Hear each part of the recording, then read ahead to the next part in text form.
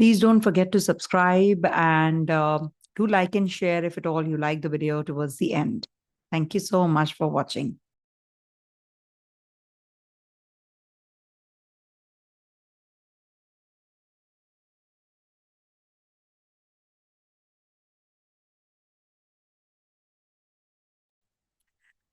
Hi everyone. I would like to make an announcement for the Maharishi Parashara conference, which is from the November 21st to the 25th. And this is going to be a lecture on Dasha.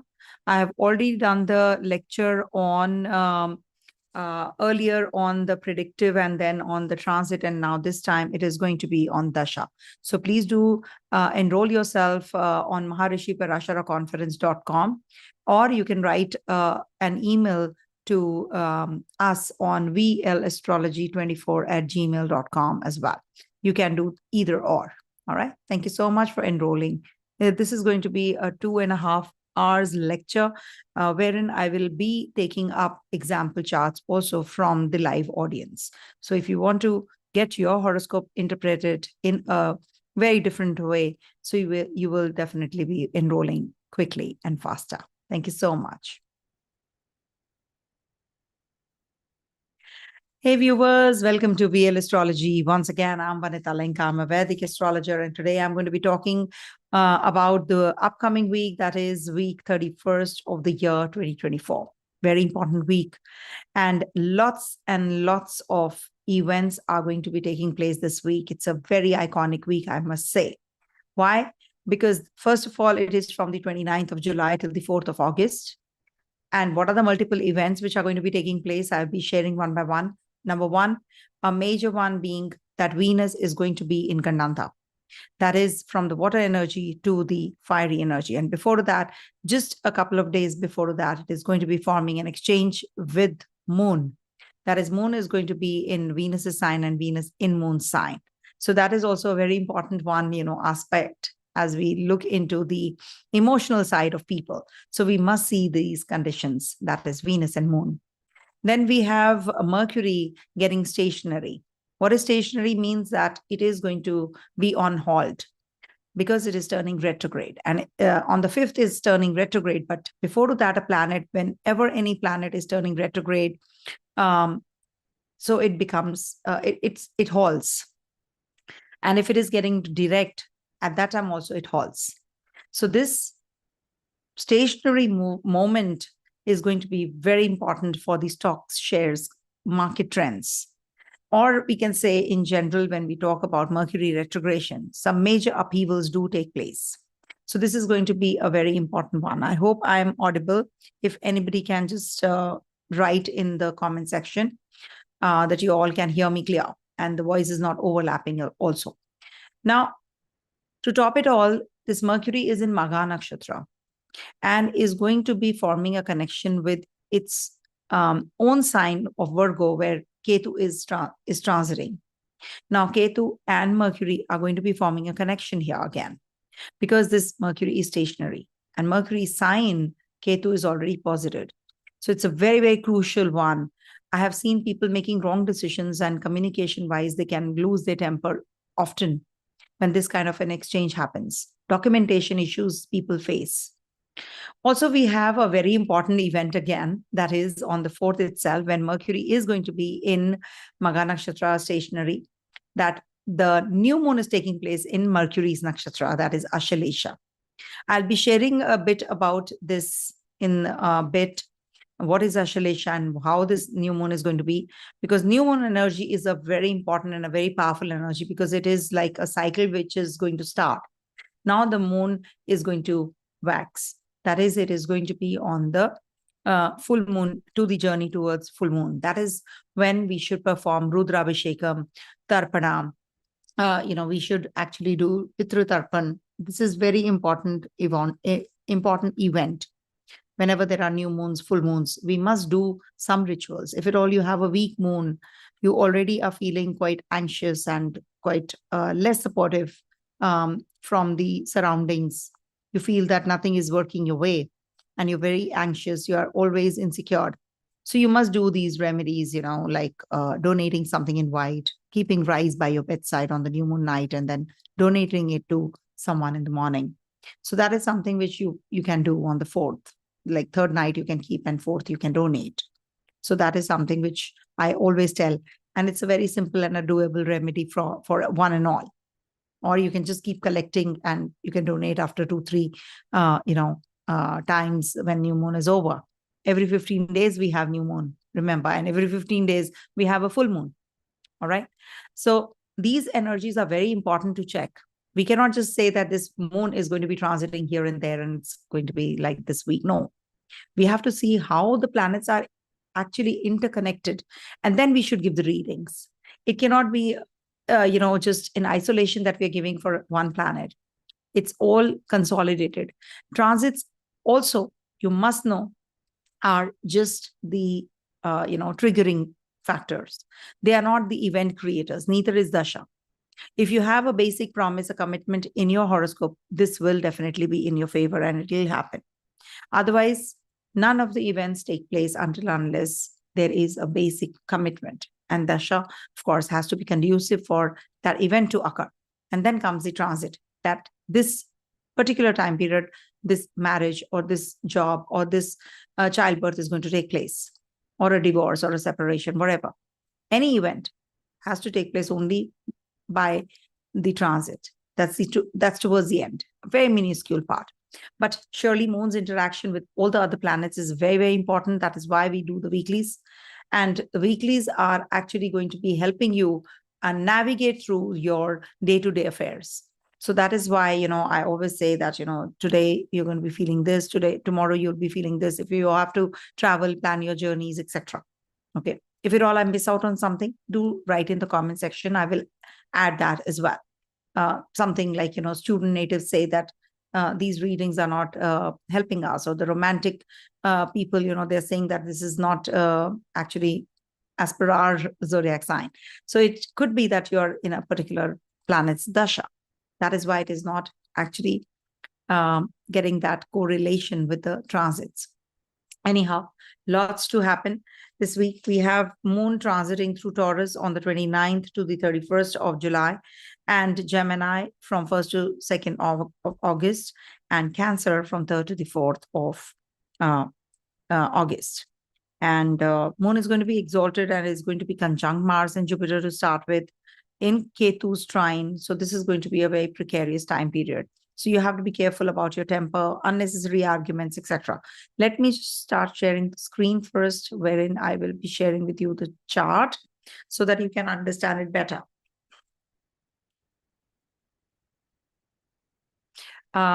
So let me see. I don't know what happened. It's not sharing. Yeah, now I will share.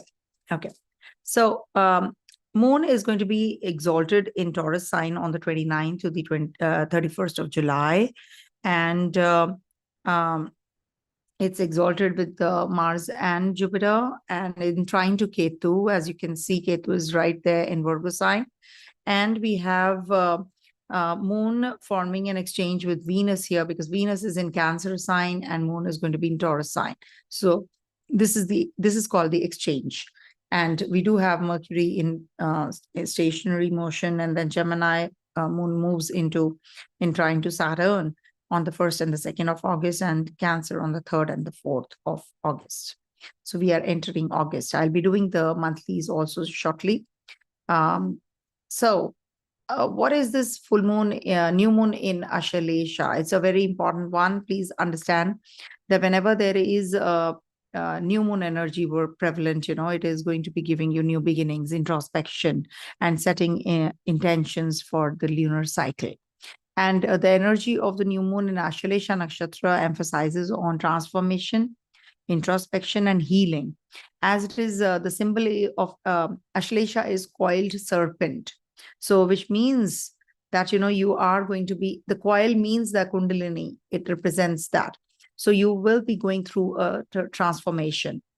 So be ready, be prepared that something which is mysterious, which is hidden, maybe inside you or outside you, will be revealed. So you will know your hidden potential also. So this is definitely a very powerful powerful new moon.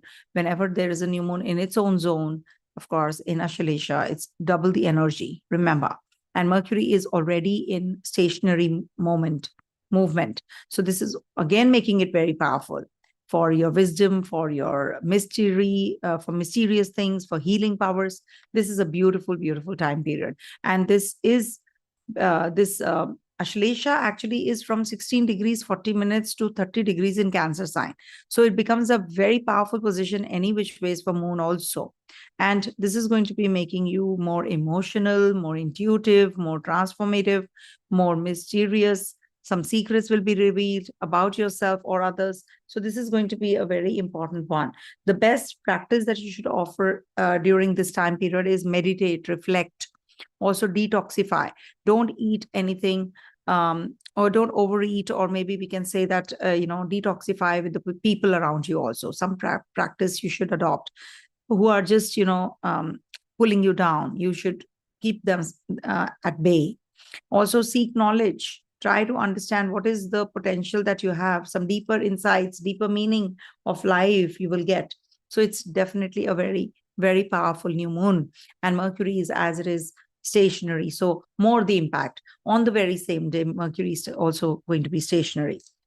So, and there is a partial exchange, I would say, Mercury in Ketu's nakshatra and Ketu in Virgo sign, ruled by Mercury. So again, I have seen people having a lot of anxiety because of this also these days, because Ketu is looking at Mars also. So any kind of surgical process or anything to do with the documentation.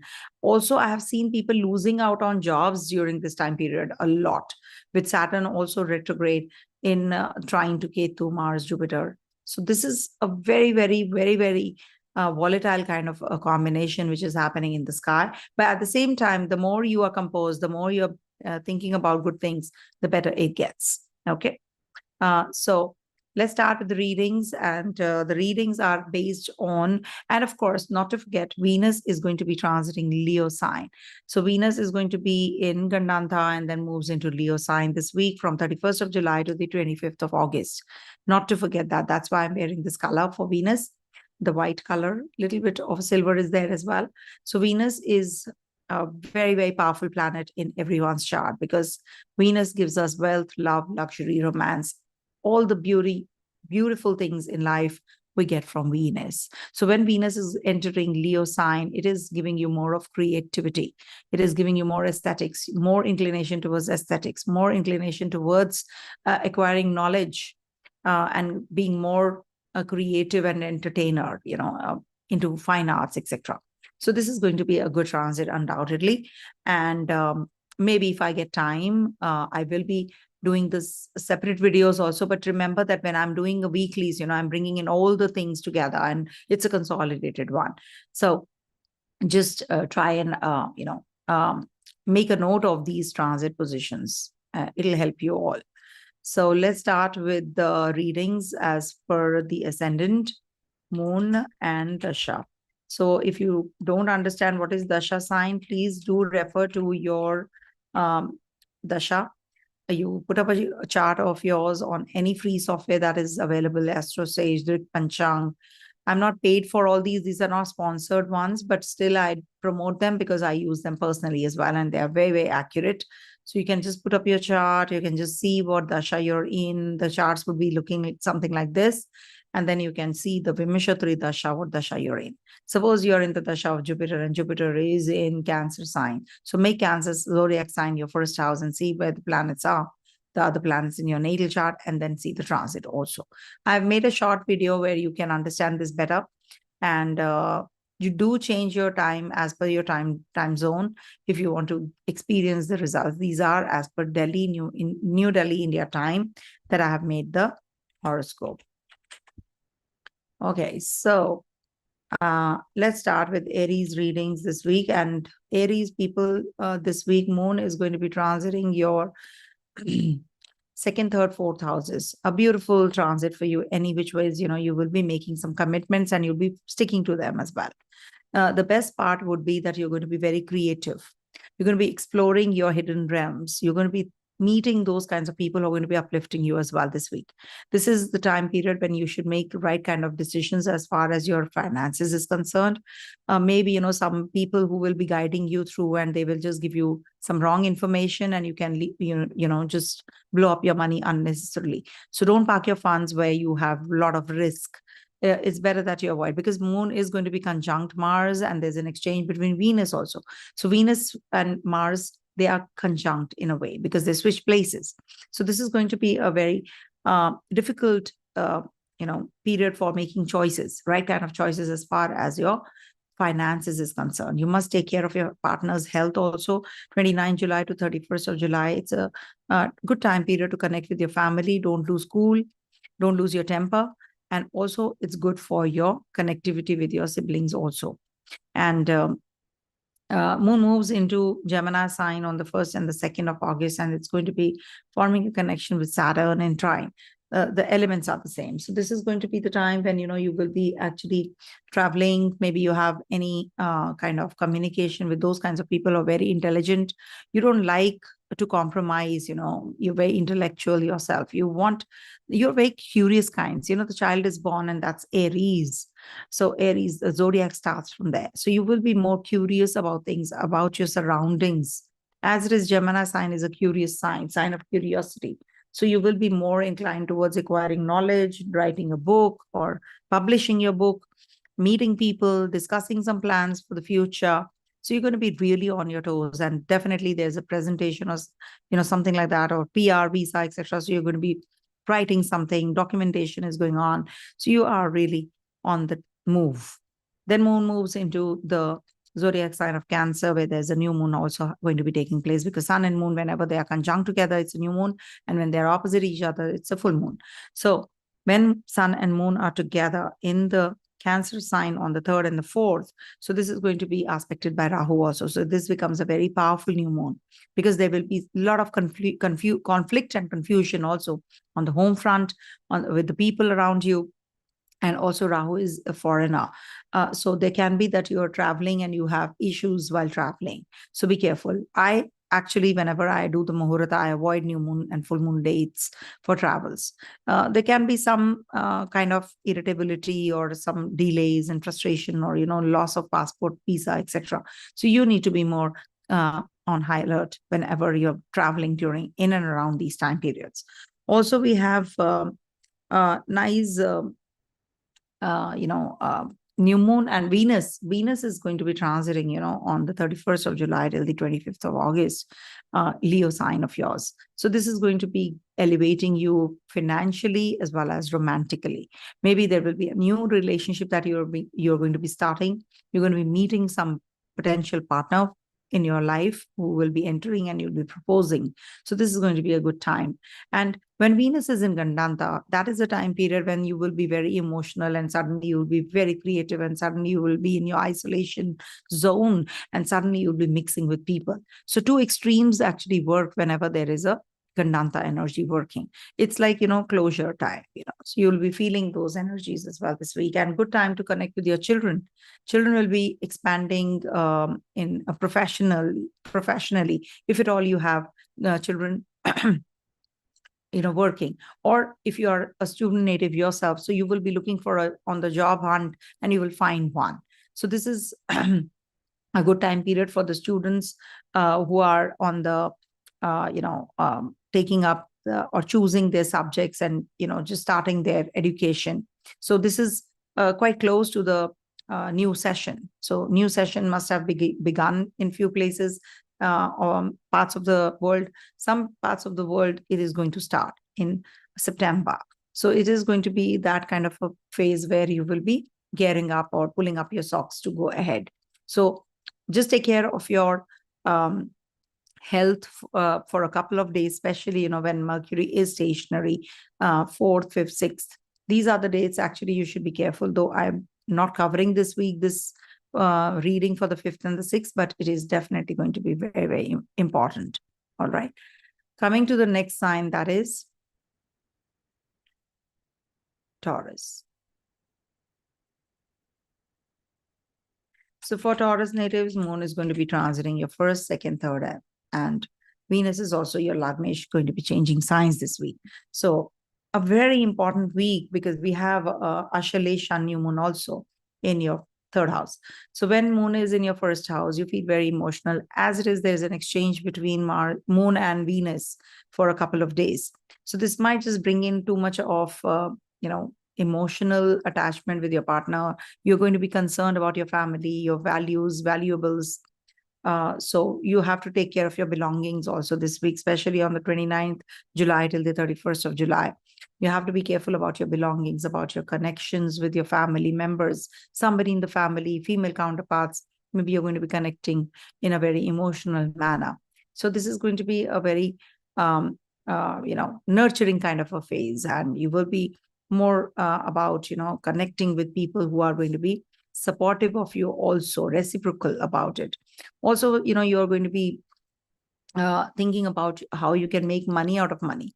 So where should I invest? Especially the Gen Z, that wants some really, good ideas about how you can grow investments wise, or how can I make Bitcoins or, more cryptocurrency. All that, you will be thinking about also, because Rahu is transiting your 11th house.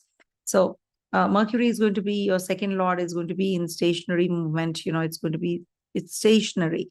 It is not moving. Why? Because it is, like a car moving ahead and then you have to halt and then it moves backwards. If you have to change you have to drive backwards in reverse. So this is what this Mercury is going to be going through, because Mercury is going to be, on the halt. So market upheavals are experienced even more when Mercury is stationary and then goes retrograde. So I have seen things go back and forth, and then they get the results. All right. So moon is going to be in Gemini sign on the 1st and the 2nd of August, and then moves into the Cancer sign on the 3rd to the 4th. So till the time it is going to be in the second house, it is good for you for financial growth, thinking about your avenues which can open up for growing financially. So you're more focused on all these things, and definitely moon is going to be in your third house, where the new moon is taking place on the 4th of July.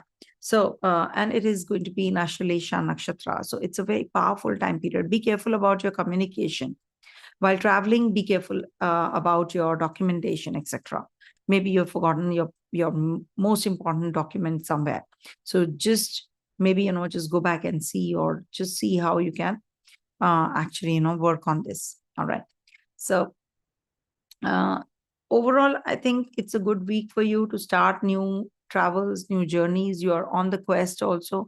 You can pick up some fights, etc. also with your siblings. So be careful. It might just be falling apart, and it can be a negative aspect also to deal with.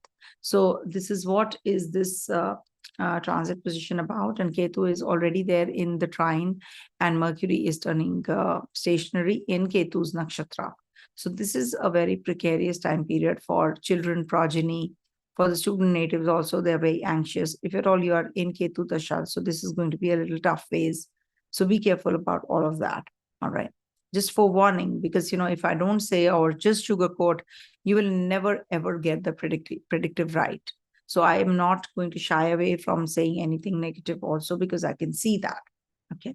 And even if I don't, negative things do happen. Even if I want, positive things do happen. Okay. Even if I want, but at times what happens, you forget asking about something. Okay. So this is what is going to be. And Venus is also going to be in Magha Nakshatra from 31st July to 11th August. So it's going to be from 30th, 31st, and the 1st in Gandanta. So it's up to you if you want to start a new venture, etc. So you can do that, or maybe, you can just lie low also. Status quo, basically. Okay. So this is what, and surely we will connect again, because I have some very important work right now. So I will be closing it down tonight. And then, of course, I will be continuing the weeklies from Gemini onwards after a few hours. Please give me some time. Thank you so much. Stay blessed. Om Tat Sat.